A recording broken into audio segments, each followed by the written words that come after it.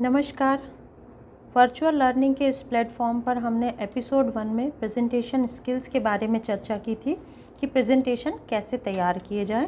यहाँ इस एपिसोड में हम चर्चा करेंगे कि उस तैयार प्रेजेंटेशन को जब हम वास्तव में प्रस्तुत करने जाते हैं तो उसका सही तरीका क्या हो।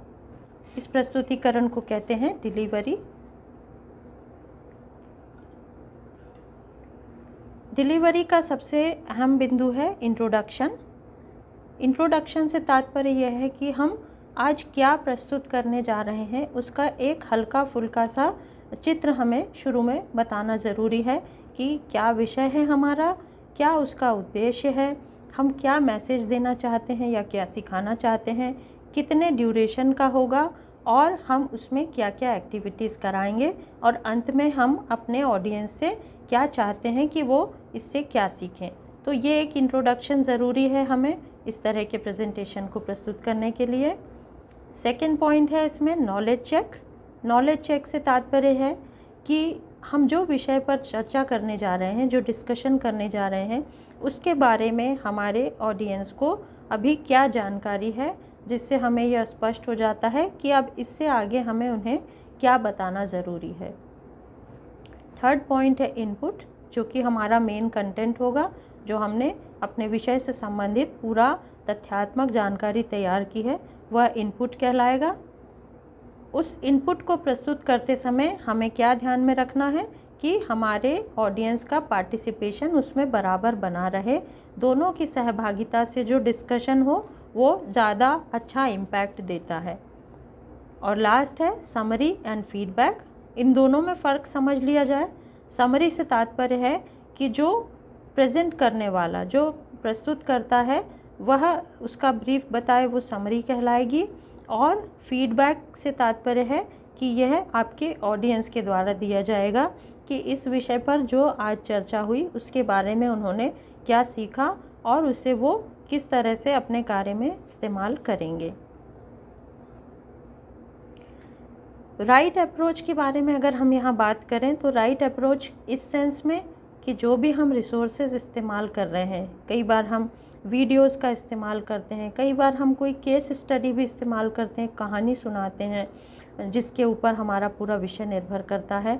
तो इन चीज़ों को करते समय या हम कोई उन्हें किसी तरह का कोई घटनाक्रम बताते हैं, तो उन चीज़ों को करते समय हमें क्या ध्यान में रखना है। ध्यान में रखने वाली बात है सबसे पहला ब्रीफ। किस चीज़ के ऊपर हम ये वीडियो या कोई एक्स्ट्रा जो रिसोर्स है वो उन्हें सप्लाई कर रहे हैं, किस चीज़ के ऊपर हम उन्हें ये जानकारी दे रहे हैं। और ब्रीफ के साथ एक चीज़ और इसमें बतानी होगी कि हम उनका पार्टिसिपेशन क्यों चाहते हैं। इसके बाद होगा इसमें रन, जो कि हम अपना वो रिसोर्स उन्हें दिखाएंगे, जो वीडियो है उसका वो प्ले करेंगे या जो कि स्टडी हम दे रहे हैं वो उन्हें पढ़ने के लिए दी जाएगी। और लास्ट में डीब्रीफ, ये बहुत ही ज़रूरी है क्योंकि वीडियो या कोई भी चीज़ दिखाने का मतलब सिर्फ एक एंटरटेनमेंट नहीं है। हम उसके बाद उनकी मनःस्थिति जानने का ज़रूर प्रयास करें कि इस पूरे चीज़ को उन्होंने किन अर्थों में लिया या इससे क्या मैसेज उन्हें मिला या उसके ऊपर उनका अपना व्यक्तिगत विचार क्या है। तो ब्रीफ, रन और डीब्रीफ हर बार हमें ध्यान में रखनी है जब भी हम कोई अदर रिसोर्सेज इस्तेमाल करके उन्हें कोई हटके हम चीज़ दिखाते हैं। तब प्रेजेंटेशन में डूज़ एंड डोंट्स के ऊपर हम चर्चा करेंगे। डूज़ के अंदर क्या चीज़ें हमें ध्यान में रखनी है। सबसे पहला है इंश्योर अटेंशन। बार बार हमें ये चेक करना है कि हमारे लिसनर्स जो हैं, हमारी ऑडियंस जो हैं, उनका अटेंशन क्लास में बना रहे या उस मीटिंग में बना रहे।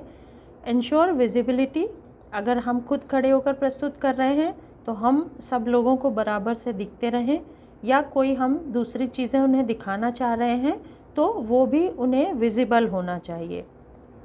थर्ड पॉइंट है फोकस ऑन की मैसेज। जैसा कि मैंने कहा कि समरी तक हमें बार बार इस चीज़ को दोहराना है कि इस पूरी कार्यवाही का की मैसेज क्या है, किस चीज़ के लिए आखिर हमने इतना लंबा चौड़ा डिस्कशन किया।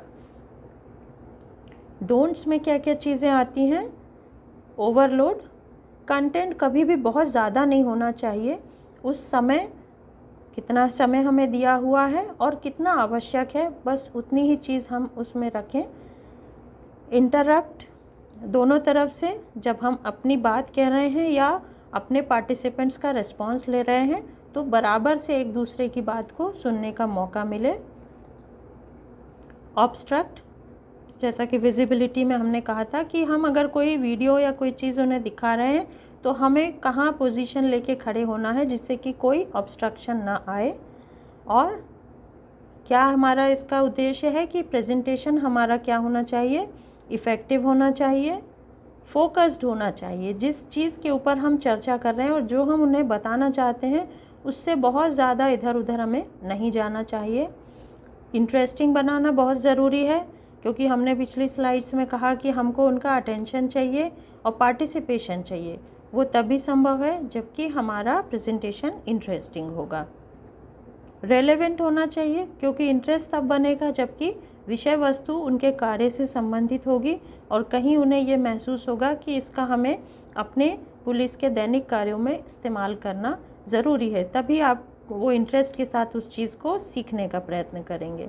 और लीव इम्पैक्ट, इसका एक इम्पैक्ट जाना चाहिए क्योंकि हमने 1 घंटा 2 घंटा या एक दिन भर की एक्सरसाइज में जो भी कुछ उन्हें बताया, अगर उसका इम्पैक्ट नहीं है तो ये सारी एक्सरसाइज हमारी बेकार हो जाती है।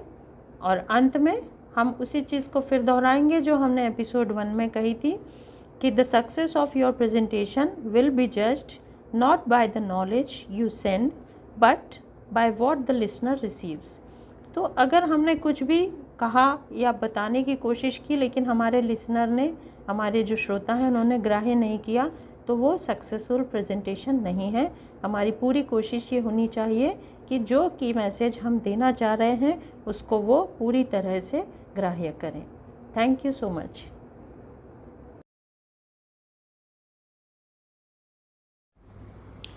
यदि आपकी उम्र 21 वर्ष से कम है और आपके परिवार के कोई सदस्य मध्य प्रदेश पुलिस में कार्य कर रहे हैं या पहले रिटायर हो चुके हैं तो आप हमें पुलिस के योगदान पर कोई कविता या चित्र या फ़ोटो भेज सकते हैं। अपने योगदान के साथ अपना स्कूल या कॉलेज का आईडी और अपने रिश्तेदार का पुलिस आईडी अवश्य भेजिए। जय हिंद।